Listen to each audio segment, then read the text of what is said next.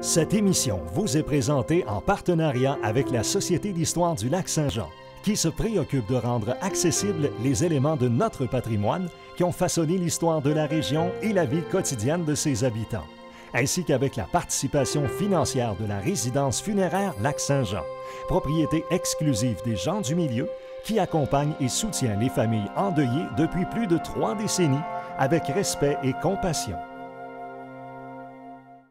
Bienvenue à l'émission Nos bâtisseurs. La traversée du lac Saint-Jean a débuté en 1955. Le départ s'effectue à Péribonka. D'ailleurs, plusieurs personnes se rendent sur place la veille pour attendre le départ. C'est pour cette raison que la municipalité a décidé d'organiser des activités pour tromper l'attente.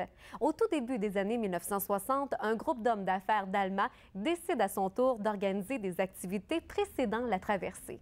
C'est ce qu'on appellera les Grandes Nuits d'Alma.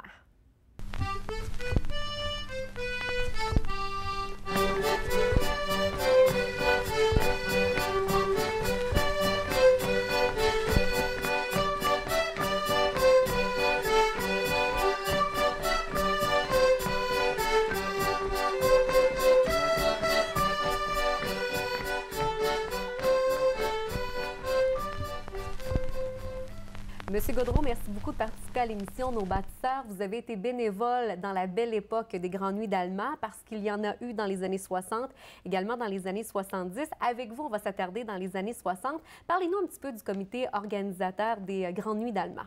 Alors, le comité organisateur était formé de Réal Gaudreault, Laval Tremblay, Jean-Claude Lindsay, Claude Lavoie, Paul Aubry, Gérard Gagnon, Gérard Potvin, Rosaire Pelletier et de Yves Garon. L'idée de mettre sur table un tel projet, ça part d'où exactement? C'est parce qu'on parle toujours de la traversée du lac Saint-Jean. Et puis, il ne se passait rien à Alma. Ces gens-là ont décidé d'organiser la veille de la traversée, en collaboration avec les gens de la traversée Roberval, une activité à Alma qui deviendrait les Grandes Nuits d'Alma. Pour les gens, pour monsieur, madame, tout le monde qui n'a pas réussi à vivre les Grandes Nuits d'Alma, est-ce que vous pouvez nous faire revivre les Grandes Nuits? Bien, les Grandes Nuits d'Alma, il y avait pas seulement que les Grandes Nuits d'Alma, il y avait beaucoup d'activités organisées en entour des Grandes Nuits d'Alma. Il y avait des compétitions de nage à l'Adamantère, il y avait un 5 et un 10 km. Il y avait des parades dans les rues d'Alma, il y avait des concours waiter-waitress. Il y avait la ruelle des artistes qui était située dans le passage entre chez Germain et la Banque Royale, où les peintres venaient travailler et exposaient leurs œuvres. Et quand on arrivait au centre-ville d'Alma, qu'est-ce qu'on retrouvait? Bien, on retrouvait, c'était une bourrée de population. C'était suivi grandiose, c'était grandiose. Et puis, comme on dit, les lois n'étaient pas comme celles d'aujourd'hui. Les gens fêtaient une partie de la nuit et vers 4h30, se dirigeaient vers Péribonka pour voir le départ de la traversée. Il y en a qui dormaient dans leur voiture et vers midi se réveillaient pour aller à l'arrivée des nageurs. Et ça, c'était vraiment une tradition à l'époque. Les gens, toute la population d'Alma participait aux Grandes Nuits. D'après moi, c'était le plus gros spectacle organisé au centre-ville d'Alma. Les gens participaient, ça venait de partout. C'est pas pour rien qu'on appelait ça les Grandes Nuits d'Alma. Vous avez été bénévole. Qu'est-ce que vous avez fait pendant les Grandes Nuits d'Alma, pendant les années 60?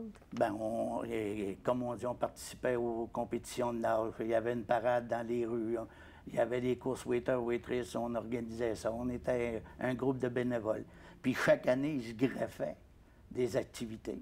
Alors, on œuvrait en entour de ça. C'était vraiment une tradition. Est-ce que vous vous souvenez des groupes, des artistes invités qui ont foulé les scènes pendant les Grandes Nuits d'Alma? Oui, c'était des groupes locaux, les noms m'échappent, mais c'était des artistes locaux. Puis il y en avait à différentes places sur la rue Sacré-Cœur. Tout se passait sur la rue Sacré-Cœur. En partant d'Élise, s'en allant au bout de la rue Sacré-Cœur, puis comme je dis, il y avait du monde. Et ça, c'était vraiment une grosse organisation parce que j'imagine qu'on était dans l'obligation de fermer une partie du centre-ville. Ah, la rue Sacré-Cœur était fermée au complet, puis il y avait une partie de la rue Collard. Le centre-ville, c'était voué à la Grande Nuit d'Alma. Il y avait une collaboration avec le système policier qui gérait,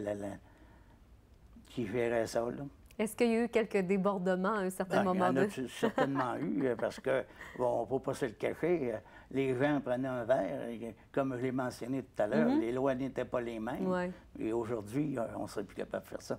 Quels sont les moments forts des Grandes Nuits d'Alma? Qu'est-ce qui a été le plus marquant au cours des années 60? Comme je disais, il y a eu beaucoup d'activités. Il y a eu les symposiums, où on avait les meilleurs sculpteurs de la province de Québec qui venaient, qui travaillaient. On a eu les Tanguay, Mitchell, Chapdelaine, Faubert, Boisvert, et d'Alma, il y avait Bertrand Audette. Tous ces œuvres sont à voir dans le parc Falaise. Et il y en a 3 au centre-ville d'Alma. Il ne s'est pas passé quelque chose pendant le fameux symposium? Ah, il y a eu, des motards, on a échappé des œuvres. Il a fallu rebâtir parce que c'était grandiose. Il fallait avoir des chapiteaux pour sculpter ça. Les gens sculptaient dans la pierre, le granit, l'aluminium et l'acier. Alors, ça prenait de la place. C'était grandiose. Et ça, c'était des gens qui venaient d'un petit peu partout? Bien, c'était seulement des gens de la région? Non, non, ça venait de la province, puis il y en avait même hors Québec. OK. Et ça, les Grandes Nuits d'Alma, ça a duré de quelle année à quelle année? De 62 à 69. En 1968, on a eu la descente de canaux de la Petite Décharge. Ouais. Malheureusement, on a eu 2 noyades, et c'était la seule année où il y a eu cette activité. Et en 1969, on a transféré la place de la Grande Nuit dans le stationnement étage allemand. OK.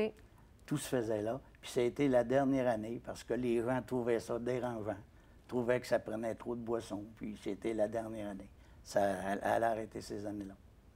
Donc, c'est vraiment parce qu'il y a eu quelques petits débordements. Ah, mais on n'aurait pas voulu ramener les Grandes Nuits comme c'était au centre-ville sans nécessairement utiliser le stationnement à étage. Parce que là, les Grandes Nuits, quand même, ça ne s'étalait pas sur une semaine non plus. Mais on a refait revivre l'activité, mais sur un autre genre. C'était, je ne sais pas comment je appelais ça, Festivalma, quelque chose dans même pas Festivalma. Alma Estival? Alma Estival. Puis c'était moins grandiose, mais c'était plus discipliné. C'était plus discipliné. Donc, ça, après ça, les Grandes Nuits d'Alma ont repris dans les années 70? Oui. Mais pas partis avec les mêmes personnes des années 60? Un comité différent. Puis, ils ont eu un certain succès. Ça a duré quelques années, puis ça l'a arrêté aussi. Les gens qui ont vécu les Grandes Nuits d'Alma, qu'est-ce que les gens retiennent le plus de cette belle époque-là? Les gens reparlent de quoi exactement? Ils reparlent de ce qu'ils vivaient. C'était ouvert sur la rue Sacré-Cœur. C'est rare qu'on voit une ville où tout le monde se promène en prenant de la boisson. Les bars étaient remplis. Dans ce temps-là, il y avait l'Hôtel Plaza, l'Hôtel Union, l'Hôtel Royal. Les hôtels, ça débordait. Un peu partout, ça débordait. Les gens se souviennent de ça, la masse de monde qu'il y avait au centre-ville d'Alma. C'était comme une grande famille, finalement, qui se réunissait un peu comme... C'est sûr qu'il y a toujours des débordements. Il y a toujours dans un groupe de main, il y en a qui s'excitent un peu plus que d'autres. Mais dans le fond, ça s'est bien passé. Est-ce qu'il y a eu des collaborations avec la traversée? Parce que c'est... Il y a eu des collaborations avec la traversée. Il y a des années qu'on a présenté des nageurs à Alma dans le cadre de la parade, là, de bonne heure, avant, parce qu'eux partaient pour Péribonca pour le départ. Il y avait une collaboration avec la traversée. C'était qui les gros nageurs? Est-ce que vous vous souvenez de les vedettes à cette époque-là? Il y a eu Herman Willemsey, qui on appelait l'Irlandais volant. Il flottait sur l'eau. Il a gagné plusieurs fois. Je pense qu'il a gagné 7 fois la traversée. C'est un bon nageur? Très bon, très bon. C'est un des bons nageurs que j'ai vu, moi, sur le lac. Là. Flottait sur le lac. On l'appelait l'Irlandais volant. Volant. D'où son nom. Les autres nageurs, quand ils nagent, ils sont complètement dans l'eau, mais lui, on voyait son corps au complet. On dirait qu'il volait sur l'eau. Monsieur Gaudreault, dressez-nous un portrait du centre-ville d'Alma à l'époque des Grandes Nuits d'Alma. Au coin de la rue Sacré-Cœur, on partait avec Sam Passman. Au coin, c'était la Banque de Montréal, la bijouterie Godin, le magasin parisien.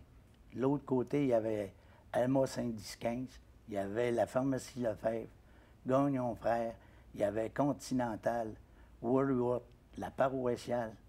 Tout c'était tout dans ce coin-là. Là. C'était... Puis sur la rue Collard, on avait la tabagie Harvey, il y avait le magasin Jacques, Il y avait Edmond de Chêne qui avait une épicerie de l'autre côté, où est-ce qu'est le stationnement présentement. On voit que les choses ont bien changé depuis les années 60. Mon père reviendrait et il ne reconnaîtrait plus ça, c'est sûr.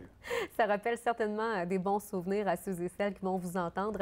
En terminant, M. Gaudreault, on parlait tout à l'heure que les Grandes Nuits d'Alma s'étalaient sur quelques jours. Est-ce que vous seriez capable de le refaire encore aujourd'hui? Quand on a été représentant pour une compagnie de bière pendant 33 ans, on serait capable de le refaire.